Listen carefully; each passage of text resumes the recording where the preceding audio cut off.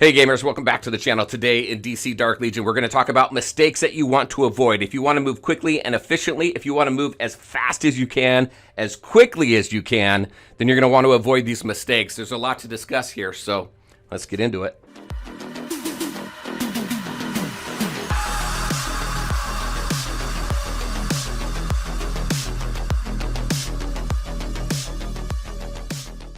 All right, and welcome back. Before we jump into here, if you have not subscribed to the channel, if you like the content, the tier list, the tips, the teams, all the stuff that I've already got on the channel, the end game content so that you can plan for it, make sure to subscribe to the channel. Make sure to hit that notification button so you get the latest content as soon as it pops up. All right, let's talk about this. All right, so there's some mistakes that will definitely slow your account down. And in these types of games, you want to move quickly and efficiently. It's all about resource management. That's a lot of what we're going to be discussing today. So let's talk about first, do not waste your gems, right? Your gems, that's the premium currency in this game.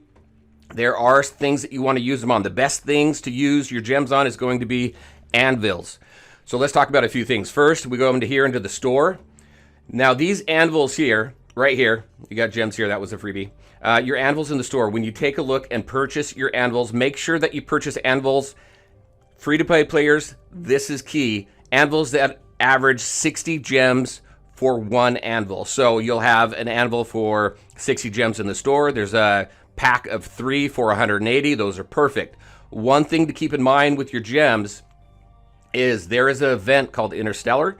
The Interstellar event here. Let me go ahead and pop that up really quick up here in the event calendar. This Interstellar Visitor, every weekend that comes up, Saturday's my time at reset, that pops up and you can spend 3,000 gems and that's going to get you 40 summons. Okay. Now that averages to around 75 gems per summon. However, you get a bunch of other resources when you spend that 3,000. It definitely makes it worthwhile. If you clear your store out of anvils every day throughout the week and you're free to play player, you will not have enough to be able to spend that 3,000 gems to get those 40 summons. Those 40 summons, that's your goal every weekend, so make sure to plan for that. If you're pay to play, then buy whatever you want. I did do that, so my account was free to play for a long time. I switched to pay to play now that we have the store. I was able to do that. You're spending, if you clear the store of anvils, because there's a 383 gem anvil pack, there's also a 500 and some odd gem anvil pack. If you purchase all of those throughout the whole week, you're spending 6,000 to 8,000 gems every single week. That is not even including the 3,000 gems for the 40 summons every weekend. So make sure to plan accordingly. Do not waste your gems because summons in this game is key. Because, just to point out, you need 5 stars. Let me see if I find somebody with 0 stars. Do I have anybody with 0 stars? This guy right here. You need 5 stars in order to unlock all abilities. At 0 stars, you only have access to the ultimate. And then I need, what? I need 1 star for the first ability. I need 3 stars for the second ability. And then for the last one, you need 5 white stars. That's why summons, the anvils, are so critical in this game. All right, so that's gems. I think I've hounded on that enough. Let's also talk about the base. Do not sleep on the power plant.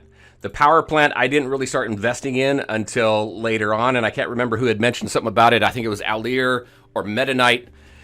And the key thing here to point out, I want to go to my power status right here. Look at this. Production plus 30%. I think that's the most that we can get right now. Let me pop out, go up here. Yep. 30% right now is max. There is still some room here, so I don't know if that's going to increase. But this increases the efficiency of your rooms. If you want to maximize your resources, you want to pay attention to your power plant. Now, there is some balancing that's going to come into play here because there's some rooms that you're going to want to focus on first. Don't sleep on your power plant, though. This is going to help you with resource production. All right. Let's talk about your selectors before we go into the other rooms here. There is going to be a global launch selector, and in that selector, you're going to have a choice of 5 different heroes to choose from. All right. If you are a free-to-play player, then I would go for either Harley or Batman. Both of them are going to be great. If you are a low spender, I would go for Harley. And the reason for that is because in the store here, there's a daily deal, $5.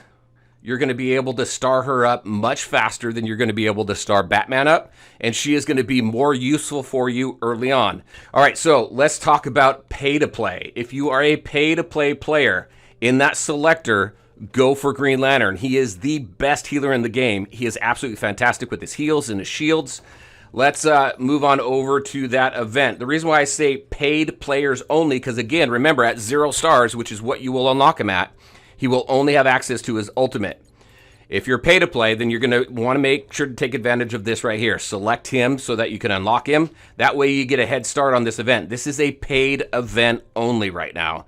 So as you purchase gems, you gain points that move you along these different targets, and you're going to get Green Lantern shards. So don't waste your selector. That's the whole key here. Don't waste your selector. Make sure to choose the right hero that's going to help you, whether you're free to play, low spender, or just a regular spender.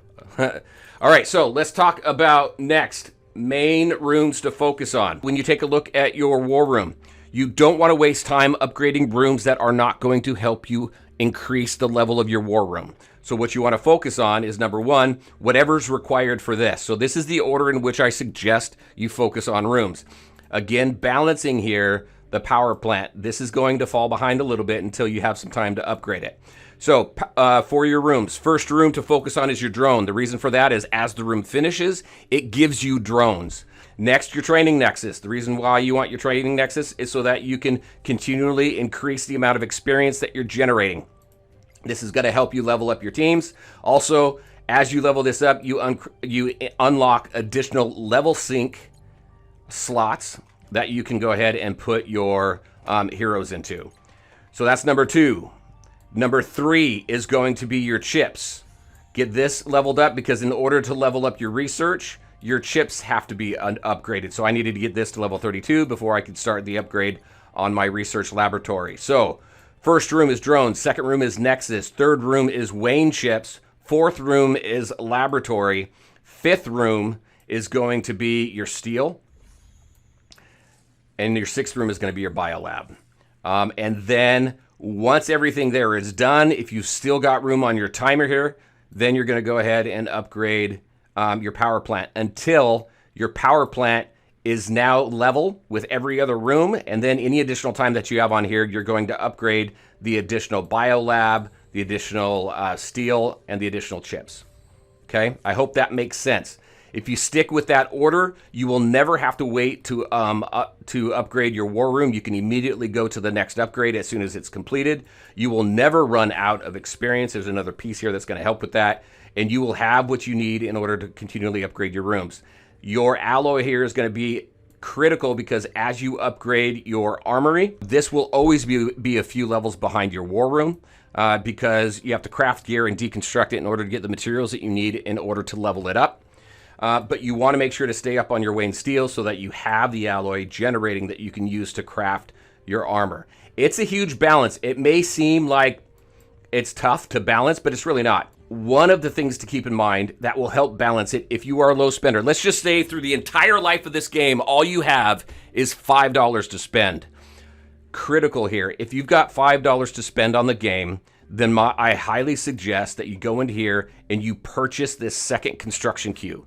If that's all you have, purchase this. This is going to give you a second construction queue, which will help you keep up with all of this. All right, so there we go. Don't waste gems. Don't ignore your power plant. Don't select the wrong heroes for your selectors. Don't ignore the rooms that are critical to upgrade your war room. Your intel. Don't waste your intel. Let's go into here. As you unlock these rooms, you're going to unlock experience first, then alloy, then data, and then genesis. Experience you'll use first because obviously that's the only thing that's going to be accessible. As you unlock the rest of these, what's going to happen is you're going to focus mainly on your genesis gathering. This is what's going to allow you to rank up your heroes. And then your alloy attack, this is what's going to allow you to get the materials you'll need in order to craft. Experience, not an issue if you keep that level, if you keep that training room up. If you keep this, where is it? This training nexus going. You won't have a problem with it. There's one other thing that's going to help you with that. And the chips, you're going to run behind. There's no way you're going to catch up on that unless you're spending, right? So only use this when you need it to get to that next level of research. But your main farming is going to be Genesis, and then alloy when you need to craft some gear. So keep an eye on that. Do not waste your intel points. Make sure to only farm what you really absolutely need so that you can continue to move your account forward. Next, Training Simulator. This is the other piece that is critical to make sure you have enough experience in order to continually level your team. So right now, just so you know, over here, boom, I've got everybody up to 400. I need some stims in order to raise the level cap here. Once I have that raised, I can go ahead and level up. All right.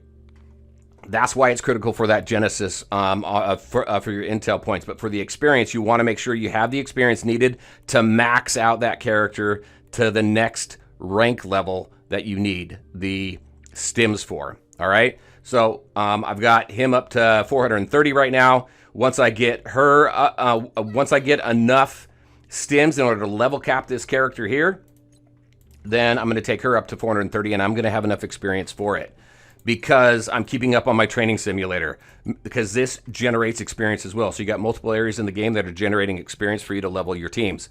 Always push this as far and as fast as you can. Always make sure you push this as far as you can as well, because this gives you additional resources like the chips. Icebound, you got chips and you've got mother boxes. If we go to League of Light, more chips. More chips. Toxis Abyss, more chips. Fog, more chips. So make sure to keep up on this Training Simulator. Max this out, push it as far as you can, as fast as you can. Do what you can here in the realm of Fate. So don't sleep on the Training Simulator. Next, don't waste store resources. What I'm talking about there is in here and in the store. Again, make sure to focus on your anvils in here. Purchase everything that has that's tied to cash. So if you can spend cash on it, go ahead and clear that out, because you always have enough cash there. Your league store, only focus on this material here. This is used to level up your jets. Also, there's anvils in here. Be careful of your contribution points here. This is what's used to purchase things in the store. Always go for these quantum accelerators. I can't remember what they're called now, but always purchase these first to upgrade your jets. If you have got enough, then go for your anvils. Your jets are going to help you in Rift and the other game modes that require you to use jets.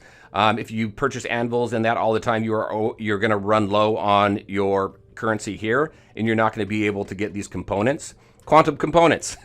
You're not going to be able to get them in order to level up your jets. It's going to take longer. So don't waste it. Focus on those. Meta Brawl. Best use in here really is going to be your resources here. I've got 9,000 here. I've actually been getting some of Raven to do some testing, but your resources are going to be best in here. These other two, World Line, haven't done really anything here, but the best purchase out of here is going to be these magic eyes, so that you can get these character-specific weapons. So don't waste your resources in the store there. Don't sleep on what I call DTL. DTL is Darkest Timeline down here. Once you unlock this at level 15, you're going to want to clear this every time. It does take a little bit of time to go through, but you want to clear it every single time, because you're going to get these mythic champion shards. You're going to also get these AC/DC shards. These are what's required to level up your force, which is essentially a skill tree for your champions that increases stats as well as the effectiveness of their abilities. So you want to make sure to continually focus on this game mode so that you can get those to strengthen your teams and strengthen your heroes. And then let's see what else. Don't ignore Dark Legion battles. These are critical. Go into here, go to war, launch your battles. The reason for that is because you're going to get currency for your league that's going to help you to purchase research in your technology tree here. You're also going to get this currency up here, your contribution points, which is used in the league store. So make sure that you max your war out. You can do 5 times a day, but then you can also help others. You want to make sure to help others, because you'll continually get those resources as well. You'll get to a point to where you won't get anything else except for just a few contribution points. But definitely do it as long as you are getting league funds, because those league funds are necessary for the technology tree for your league. All right. Finally, don't ignore rifts. Your rifts are critical. Let me go into here because the resources that you get out of here, just going in here, you're going to get AC/DC shards, you're going to get alloy, all of those we've already talked about being critical, your contribution points as well. But once you start hitting certain milestones like 7.5 million, which is pretty easy to hit, you're going to start getting these quantum components as well. So another area to start getting these. Then the next milestone is up here at what, 50 something? 58 million, where you're going to get 2 quantum components. And then I think it maxes out at 3 when you can hit 145.0. So 145 million plus, you're going to get 3 quantum components. You're going to get, as well as additional AC/DC shards, alloy, and things like that. So make sure to do your rifts. One thing I forgot to mention, back to selectors, make sure you don't choose the wrong heroes. So if we go into here, into my inventory, this right here, this is what you get out of Darkest Timeline. And in here, you've got a bunch of characters here that you can select. In my opinion, your best choice out of here is going to be Ivy. There's some other characters in here that you may need if you want to build a specific team, like Dr. Fate. Cyborg is pretty decent as well. And then, yeah, I think that's it. Flash, I think Flash can be good very, very end game. Not early on, not mid game. So ultimately, I think Ivy's probably the best choice in here. But if you start building up a whole bunch of these, then you can, if you need a few shards to unlock a hero or to star them up to the next rank or to get them up to that 5 white stars, then you may want to consider that. But again, best choice, in my opinion, is Poison Ivy.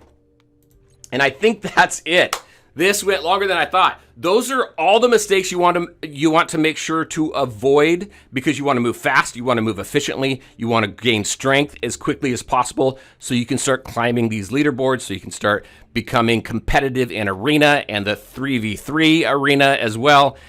There's a lot to do in this game, and it's a lot of fun. Hopefully these tips help you. Definitely let me know in the comment section below, what are some mistakes that you feel we need to make sure to call out before global launch so that we can share that with everybody else, so everybody can jump into the game and move quick and have fun. All right, everybody, that is what I had for you. As always, I want to thank you all for taking the time to watch the video. If you liked it, make sure to hit that like button and share your thoughts and questions in the comment section below. Take care, everybody, and we'll talk to you next time.